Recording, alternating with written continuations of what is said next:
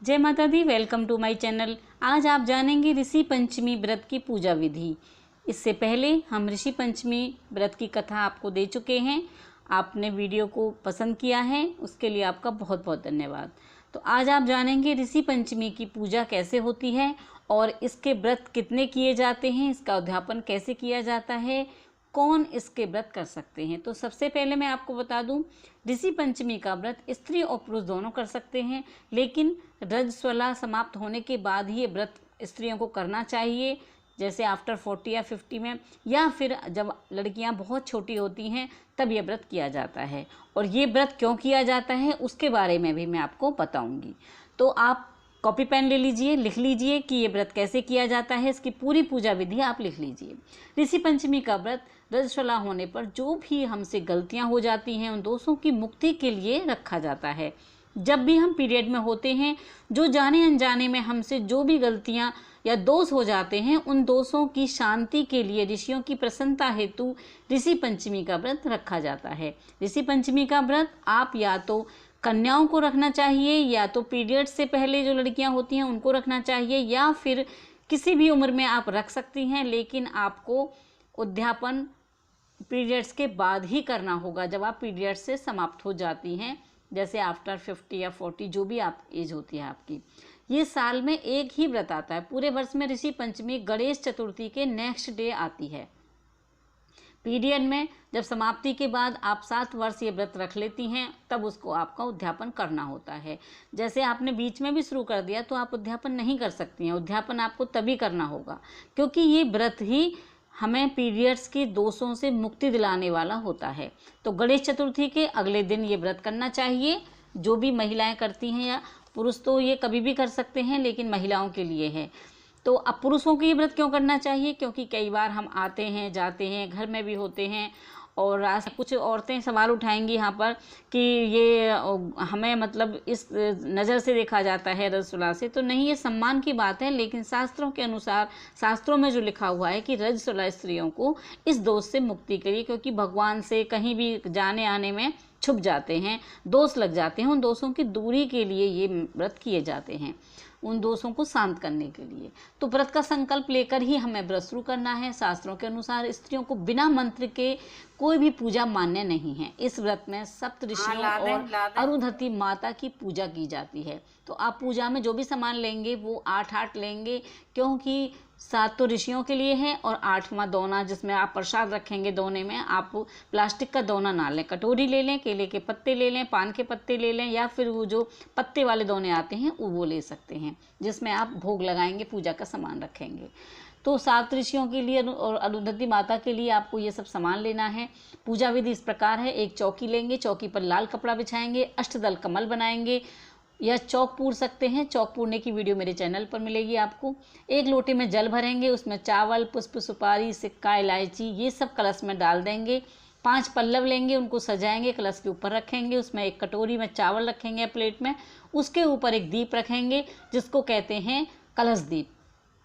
एक सुपारी पर कलावा लगाकर गणेश भगवान बनाएंगे। अगर आपके पास गणेश और गौरी माता हैं, मूर्ति हैं छोटी छोटी, तो आप वो भी रख सकते हैं, नहीं तो आप हल्दी से गौरी माता या गाय के गोबर से, मिट्टी से बना सकते हैं, और गणेश भगवान को कलावे पर, सुपारी पर कलावा लगाएंगे। उसके बाद आप गणेश भगवान बनाकर वहाँ पर पान के पत्ते पर उनका निर्माण करके रखेंगे, गौरी और गणेश। उसके बाद आप पुष्प अक्षत से आसन देंगे, उनको बिठाएंगे और उनकी पंचोपचार पूजा करेंगे। सप्त ऋषि और अरुंधति माता की भी आप स्थापना करेंगे। चावल की ढेरी लगाएंगे, उन पर आप सुपारी से बना सकते हैं, आप चाहें तो मिट्टी के भी बना सकते हैं, आप चाहें तो कुसा घास से सप्त ऋषि और अरुंधति माता बना सकते हैं। अरुंधति माता को लाल चुंदरी उड़ाएंगे और श्रृंगार का सामान चढ़ाएंगी। ऋषियों को आप जनेऊ बनाएंगे और पंचोपचार पूजा करेंगे, सादा जल से भी स्नान कराएंगे, फिर उनको पुष्प, भोग, ये सब चीज़ें वहाँ पे चढ़ानी होंगी। दीप प्रज्वलित करेंगे। दीप प्रज्वलित हम इसलिए करते हैं क्योंकि वो हमारी पूजा का साक्षी होता है, तो हम दीप का भी पूजन करेंगे, कलश का भी पूजन करेंगे।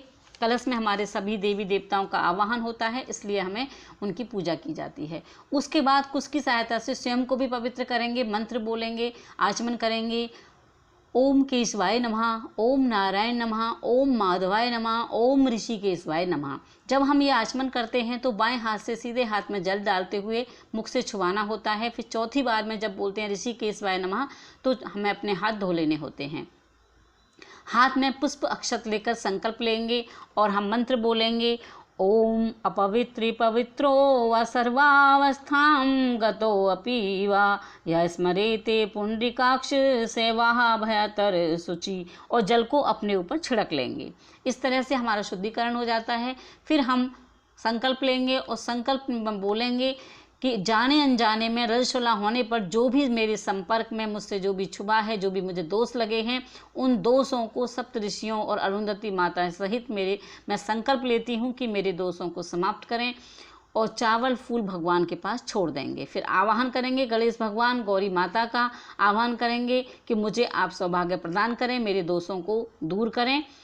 फिर हम कलश की पूजा करेंगे तो यही बोलेंगे, कलश देवता में वरुण देवता जो भी आप सभी देवी देवताओं उनका मैं आवाहन करती हूँ और मेरी पूजा को आप निर्विघ्नम पूरी करें और इस पूजा में आप साक्षी बने। और हम वहाँ पर भी जल और पुष्प छोड़ देंगे। फिर उनका जब हम कलश में आवाहन करेंगे तो फिर बोलेंगे कि कृपा आप यहाँ विराजें, मैं आपका आवाहन करती हूँ और आप यहाँ हमारी पूजा के साक्षी बने। गणेश भगवान गौरी माता कलश की सबकी पंचोपचार पूजा करेंगे, गौरी माता के श्रृंगार अर्पित करेंगे, अरुंधति माता को श्रृंगार अर्पित करेंगे, फिर फल भोग अर्पित करेंगे, धूप दीप कुश से जल फिरा देंगे। हमें जो भी हम अर्पित करते हैं उसके बाद हमें कुशाघास से जल को जरूर घुमाना चाहिए। कुशाघास नहीं है तो आप चम्मच से जल लेकर या पुष्प से जल लेकर के घुमा दीजिए।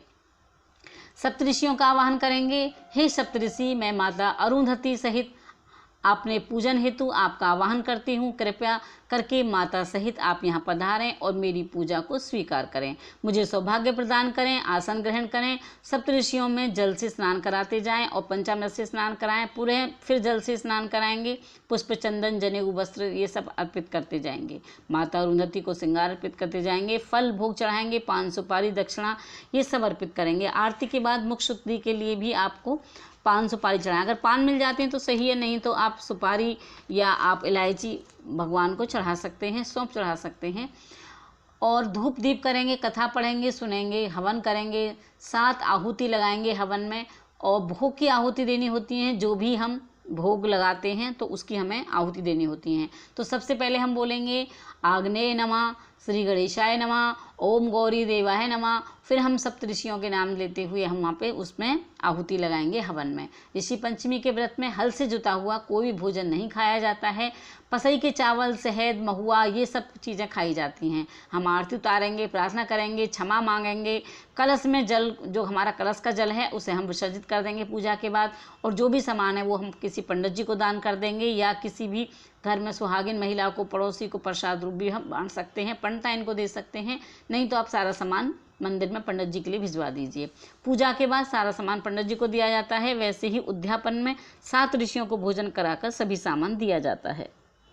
7 भोजन कराएंगे और उनको दक्षिणा और वस्त्र देकर विदा करेंगे, आशीर्वाद लेंगे। इस तरह से आपका व्रत पूरा होगा। आई होप कि आपको हमारी वीडियो पसंद आई होगी। बने रहिए हमारे चैनल पर। इसी तरह से पूजा विधि, उद्यापन विधि, व्रत विधि, सभी तरह की धार्मिक जानकारी के लिए वीडियो अच्छी लगे तो लाइक कीजिएगा, चैनल को सब्सक्राइब कीजिएगा। टिल देन बाय बाय, जय माता दी। फिर मिलते हैं नेक्स्ट वीडियो में।